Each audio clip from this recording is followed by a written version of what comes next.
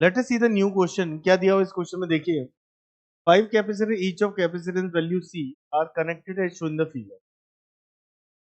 Ratio of the capacitance between P and R, P ये point है और R ये पॉइंट है, and capacitance between P and Q, P and एक point ये है, इनके बीच में आपको क्या निकालना है, रेशियो।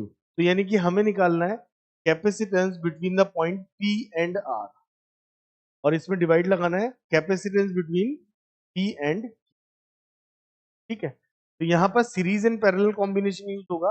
पैरेलल में कैसे लगाते हैं बच्चों, C1 प्लस C2, और सीरीज में कैसे लगाते हैं,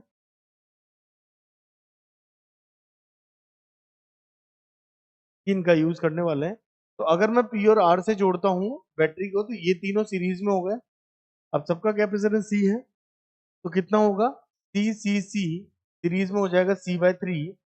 तो यानी कि हम ये अगर इक्विवेलेंट सर्किट बनाए तो तीन कैपेसिटर 1, 2 एंड 3 ये तीनों सीरीज में है, और ये नीचे वाले जो दो हैं ये भी सीरीज में है, और ये आपस में क्या है, देखिए यहाँ से अगर आप बैटरी को यहाँ से जोड़ेंगे तो they are in series and they are also in series. तो ये तीनों सीरीज में होंगे इस तरीके से, और ये दोनों ही सीरीज में होंगे इस तरीके से। अब ये C और ये भी कितना है C। तो अगर हम देखें ये पॉइंट अगर P है तो ये पॉइंट हमारा इस तरीके से R है। तो अगर हम देखें नेट कैपेसिटेंस कितना होगा, तो सीरीज में नेट कैपेसिटेंस यहाँ पर हो जाएगा, ये होगा C/3 और ये होगा C/2। अब C/3 और C/2 पैरेलल में है, तो C नेट हो जाएगा C/3 प्लस C/2। अब बच्चे सोचेंगे सर C/3 कैसे लिखा, तो आप सीरीज फॉर्मूले से यूज करके इसे निकाल लेंगे। तीन कैपेसिटर इक्वल वैल्यू के अगर सीरीज में है तो C नेट कितना आएगा, तो इस ब्रांच का C/3 आ जाएगा, एज वेल एज इस ब्रांच का C/2 आ जाएगा, और ये दोनों ब्रांच पैरेलल है तो हम जोड़ लेंगे।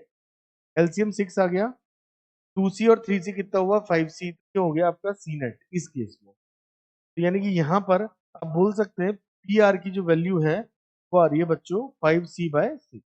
ऐसे ही अगर हम बात करें यहाँ से कनेक्ट कर दें, तो उस कंडीशन में 1, 2, 3 और 4 ये चारों किस में आ जाएंगे, सीरीज में आ जाएंगे। तो इसको ध्यान से देखें, 1, 2, 3 और ऐसे चारों सीरीज में आ जाएंगे, और एक कैपेसिटर सीरीज में नहीं आएगा इस तरीके से।